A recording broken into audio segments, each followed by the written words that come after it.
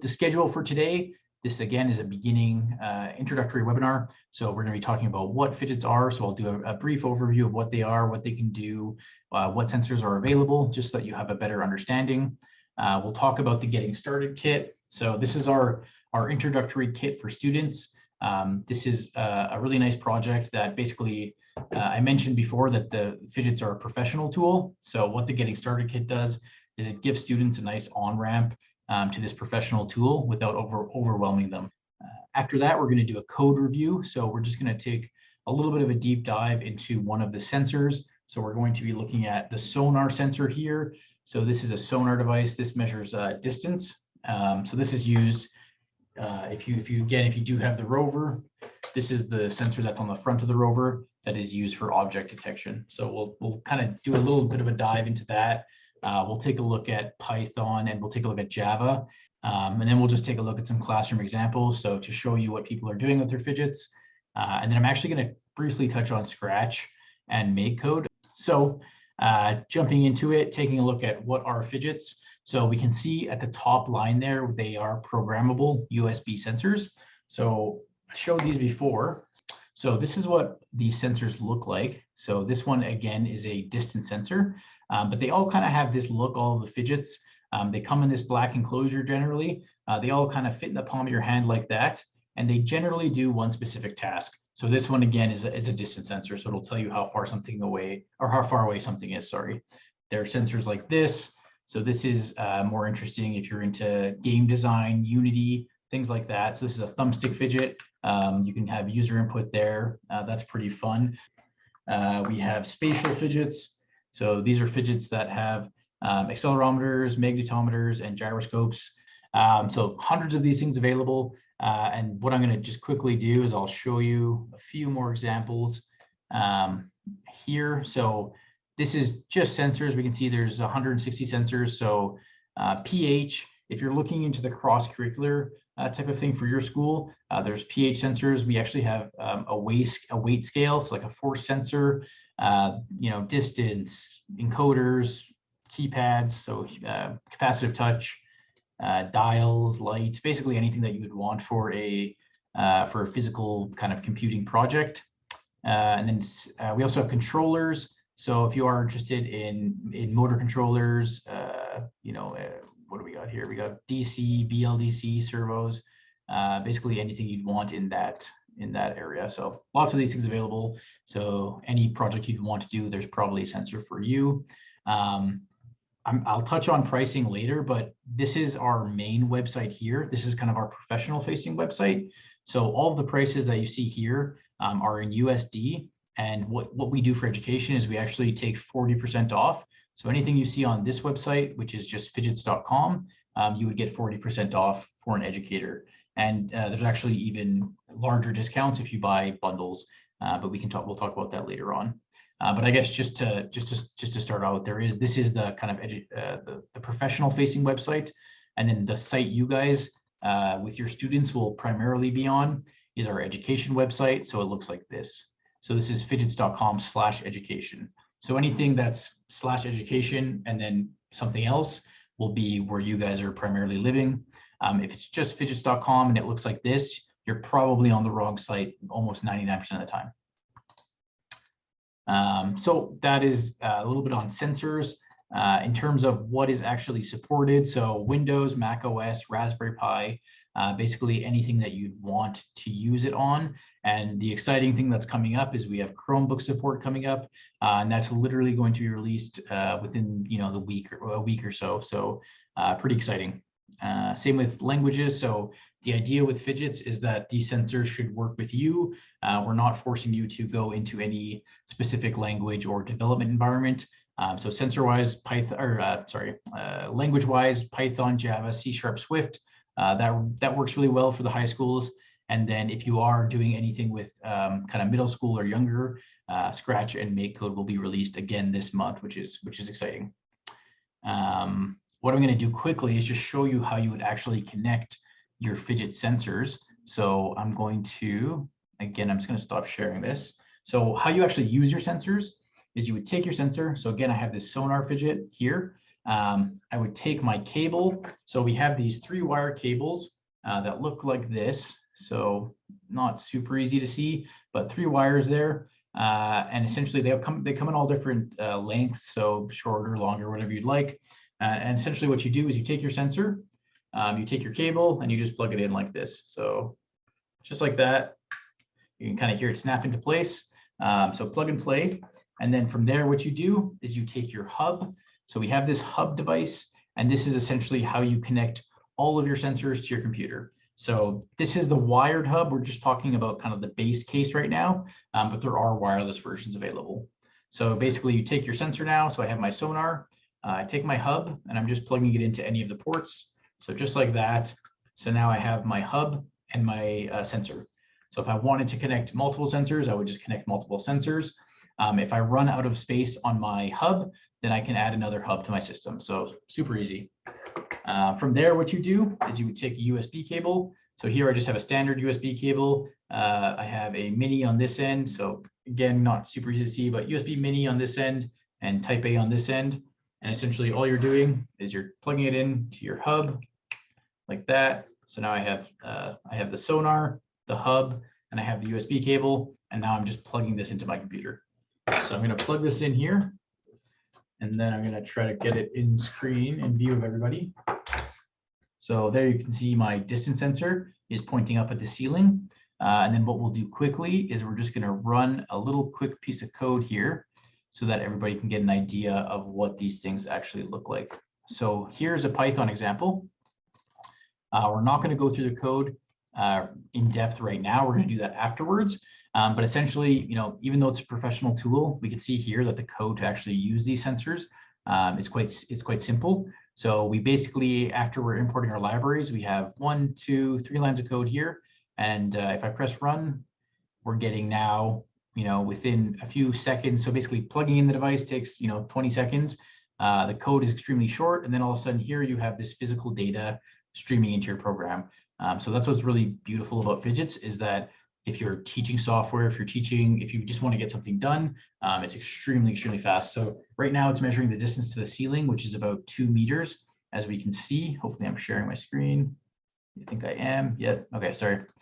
So there we can see it's about 2 meters. And then if I put my hand in front of this, it'll start measuring the distance to my hand. So there it goes down. The environment that I'm using here is called Thonny. So Thonny is just a development environment for Python. If you haven't seen it before, you can download it by going to thonny.org.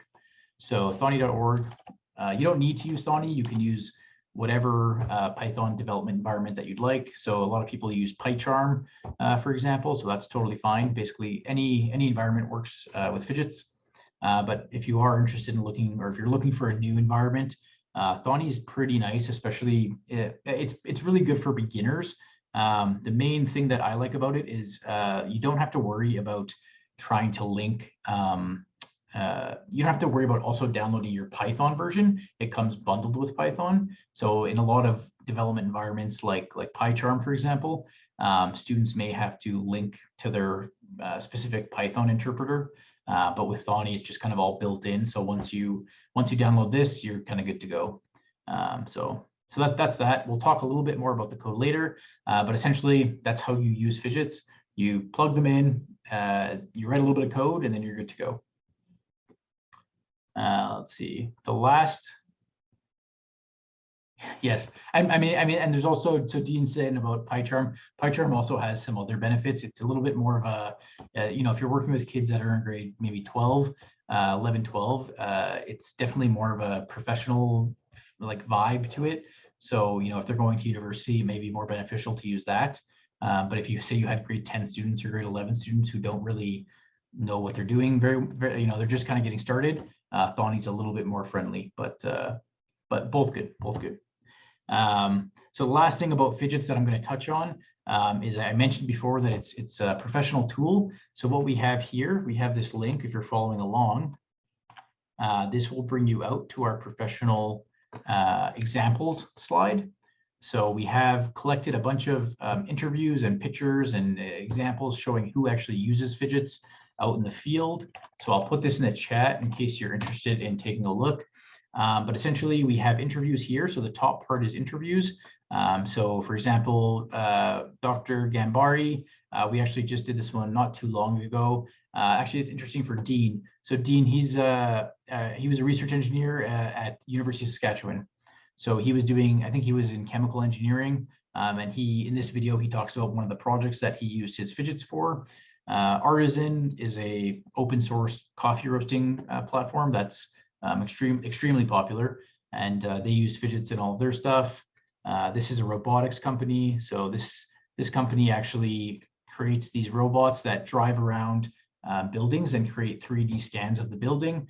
The cool thing about this is, so they have this kind of massive robot built out, and let's see if I can find that spot here. So we kind of just have a little overview of his robot here, and let's see if we can see it. So just there we go. So he actually uses sonar sensors just like we have on the rover. He actually did the same thing with his robot. Obviously, his is on a much larger scale, but they're using that actually for collision avoidance with their robots. So pretty cool examples there. If you scroll further down, more examples. So Dr. Brewer, he's a PhD from Stanford. He taught a bunch of courses there, and he's used Fidgets for a number of years.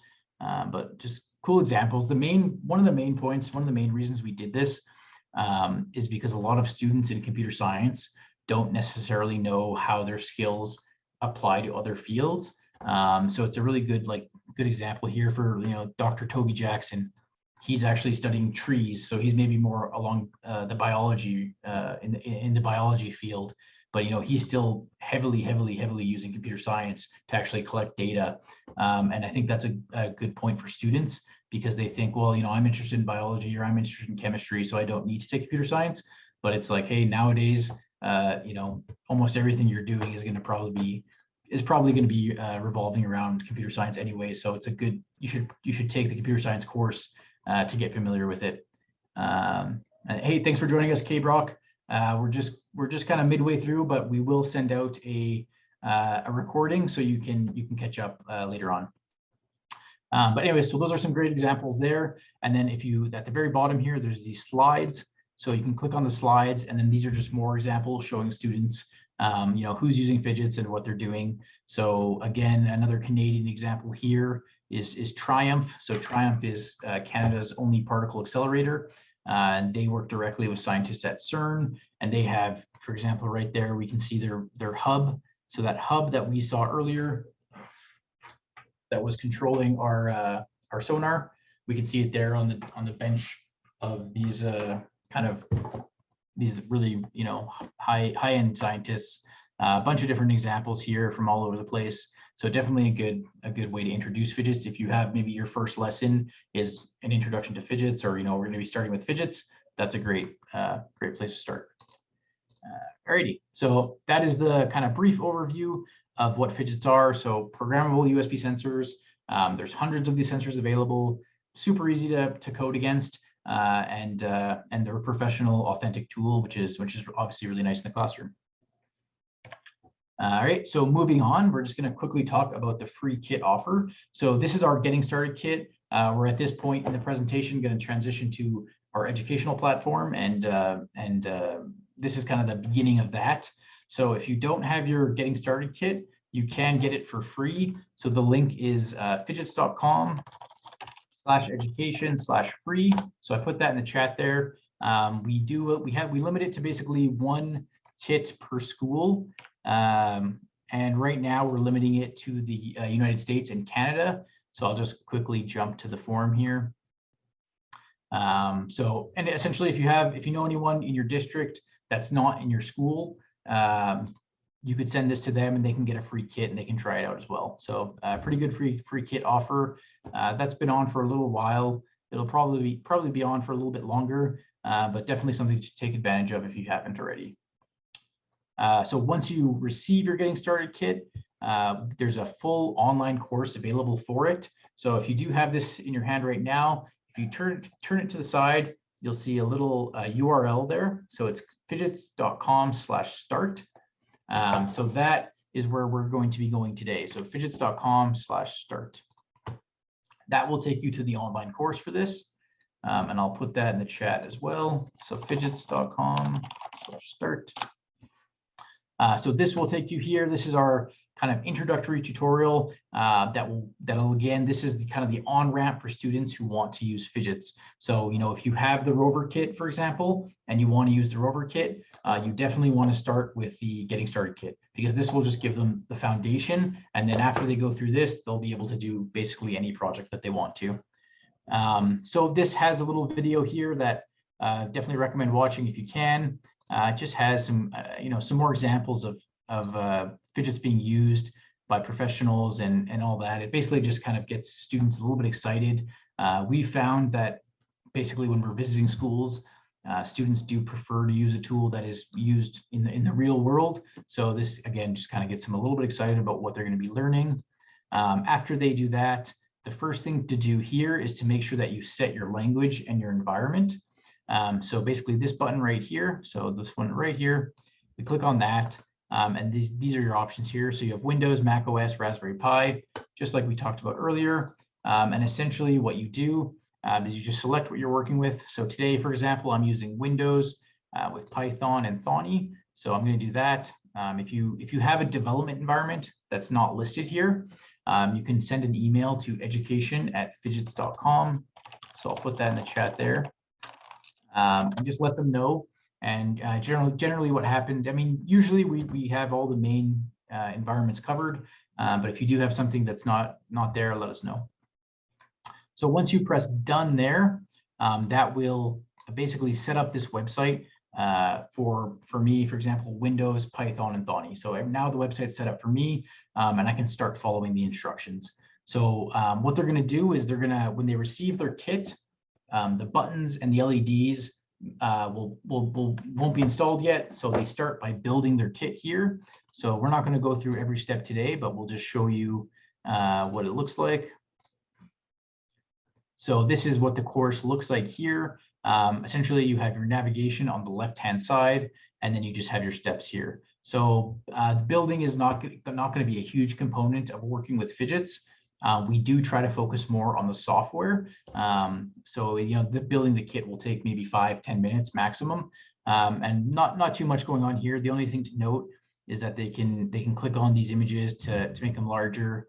And they can navigate, you know, they can navigate on the left-hand side, but ideally they just kind of are hitting next down here, and it just brings them to the next step where they learn how to do all their assembly. So it's pretty straightforward. The LEDs, for example, you just kind of pop them in.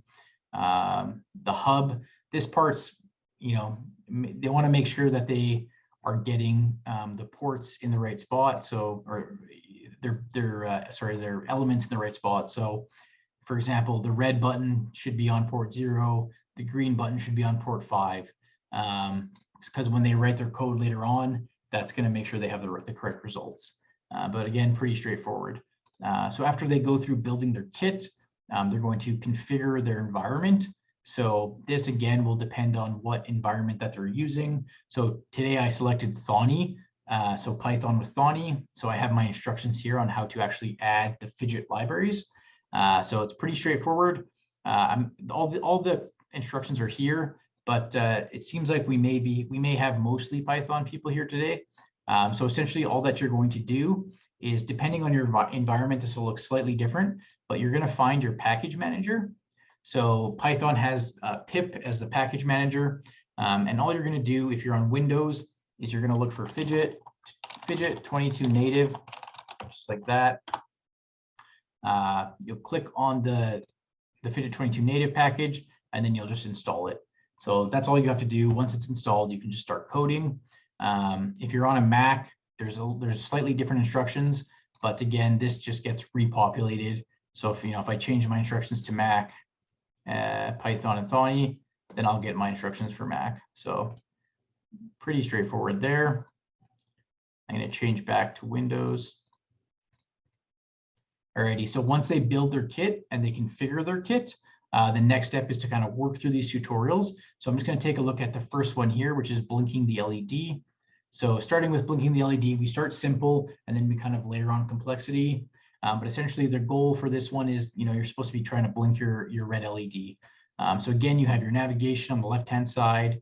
You have your example of what you'll expect to see when you're done this part. And then you have your code here. So again, I selected Python, so I get Python code. There's little hover over links here to give them more information. And then basically once they copy this code, what they'll do is they'll copy this, paste it into their program like that, run the code, they'll see the LED blink. And then what they do from there is they come back down here and then they can address these problems here. So the practice problems are primarily for assessment. That's what a lot of teachers use them for. So they build their rubrics around the practice problems. And it also forces the students to kind of go back and look at the code, so they're not just copying and pasting. And solutions are available for this whole course. So you can see here, if you're an educator, you can just email for access. There's an online solution guide to it. And that's basically what they do for the Getting Started kit. So they start by blinking the LED, then they're going to use the navigation down here. The next step will be to figure out how to use these buttons. So they have these push buttons. So the next step is to figure out how to use the buttons. And again, they have the practice problems there. And then the kind of the last stage of the tutorial is putting together the buttons and LEDs.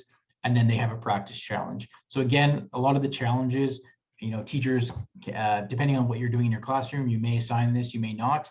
But it's a good way to just get them working on projects where they don't have code provided, and they have to kind of go back to the previous lessons, look at what they're doing, and then apply it. So this would be conditionals in here. This is logic, conditionals, logic, defining variables, all that kind of stuff. So pretty fun stuff there. And then once they get through this first stage here, they're going to start working with their smart fidget. So on the back of the kit here, you have a temperature and humidity sensor. So the next step there deals with that sensor. And then they finally have a final challenge where they kind of put everything together. So after students complete this Getting Started kit, if you have advanced students, you can throw them at the advanced lessons down here. So there's a bunch of different lessons here that talk about a lot of different topics. Again, it's a professional tool, so there's lots of layers to kind of peel back here.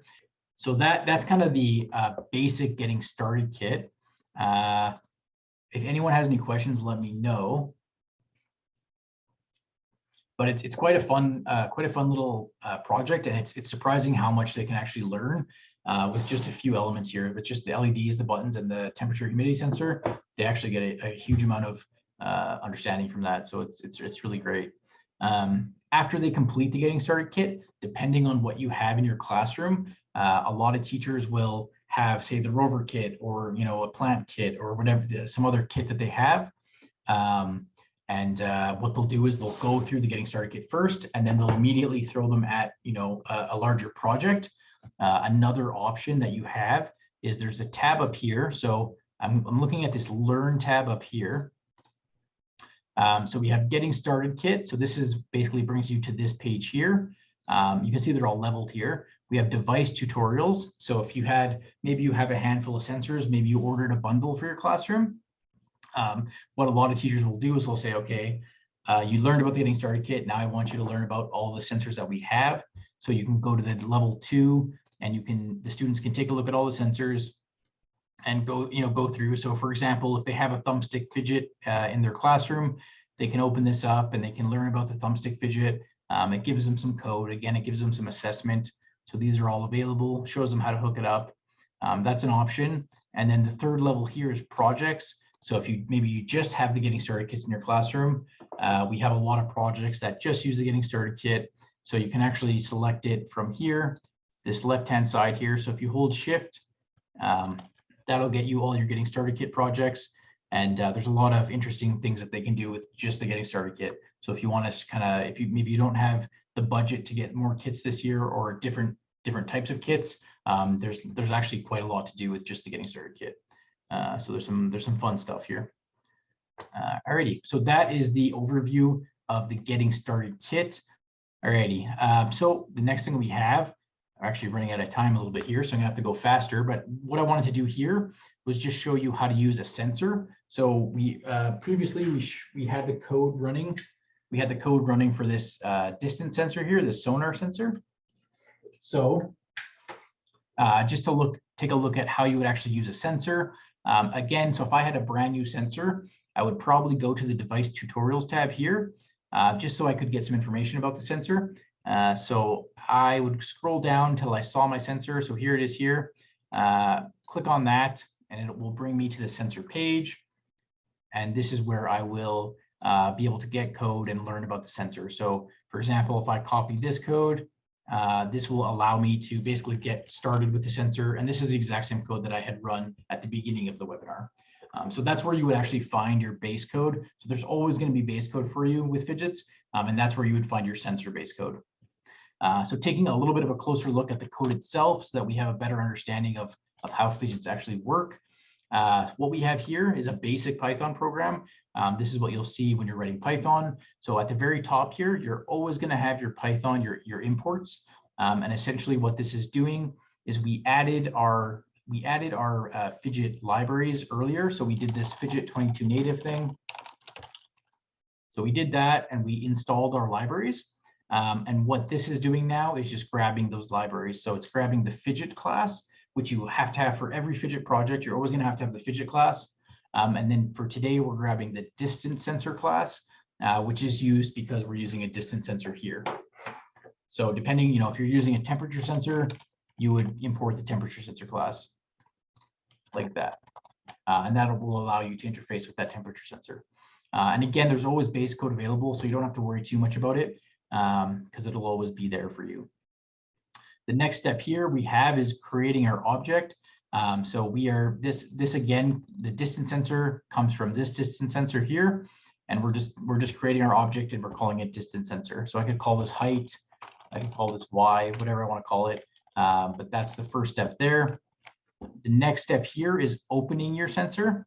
So opening is essentially what bridges your software object to your physical object. So I have a software distance sensor and I have a physical distance sensor. And when I call open, so after that line executes, it bridges those and allows you to start communicating with the sensor. So that's what that does. You're always going to have to call open for every sensor, no matter what.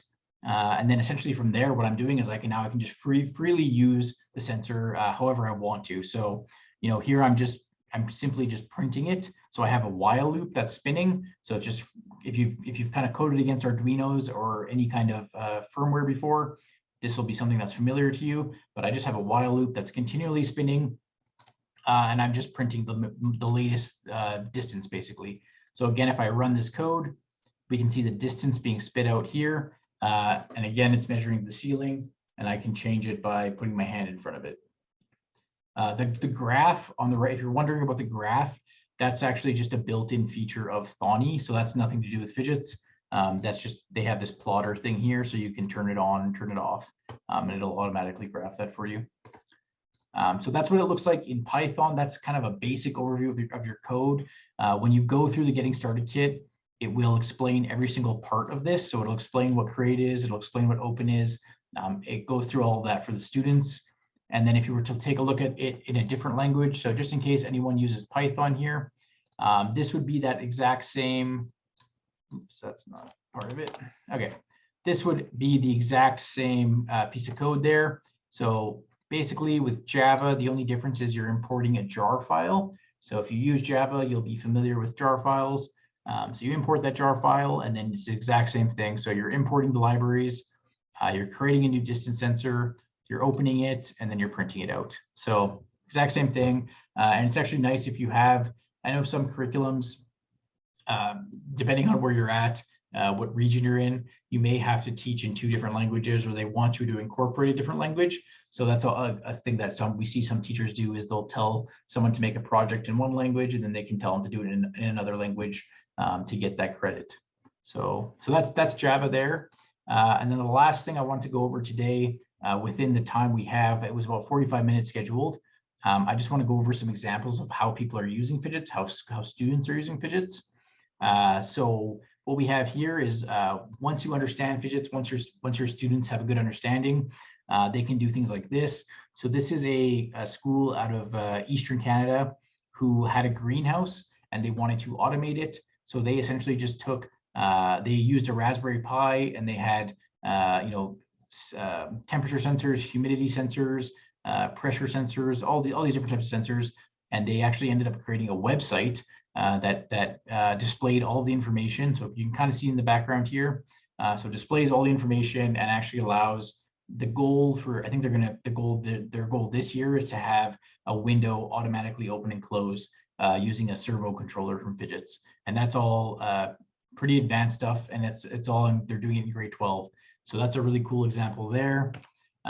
Video game design. So if anyone is using Unity, Pygame 0 or Pygame, that's something that works really well with Phidgets, especially the kind of human input devices. So the things like the thumbstick fidget that we saw earlier, that's really great for Unity, of course. Same with, we have things like this, a slider fidget. So this will let you have good user input, and it works really well. Fidgets work very well with Unity. Because we support C#, you just basically import the libraries and go. It's really nice. Robotics. So there's a lot of robotics examples. A lot of students will start out with the Rover kit as their kind of introduction to robotics. They'll learn how to use the motor controllers, and then they'll kind of go from there. So this is a video where they actually created a lock cracker video. I think this is linked somewhere else. I'm not sure if I have it here, but anyways, they 3D printed some parts for the lock, and then they use a stepper motor to automatically unlock it, which was pretty cool. And then we get a lot of students who are interested in, or a lot of schools who are interested in aquaponics. So we have pH sensors that are actually extremely inexpensive, and you can do stuff like pH and chemistry classes and all that type of stuff. So there's a lot going on. The exciting thing, I think we're done now. So if 45 minutes is up, but I'm going to keep talking a little bit about Scratch and Make code. So if you have the time to stick around for that, feel free. If not, we appreciate you guys coming by. I guess I'll just throw this slide on here if you can't stick around. So if you can't stick around, we do appreciate you stopping by. And here's the main contact information. So education@fidgets.com. I'll put that again in the chat. And if you're on Twitter, that's a good place where we usually post a lot of updates on Twitter. So that's a good place to be. So we appreciate everybody stopping by for that.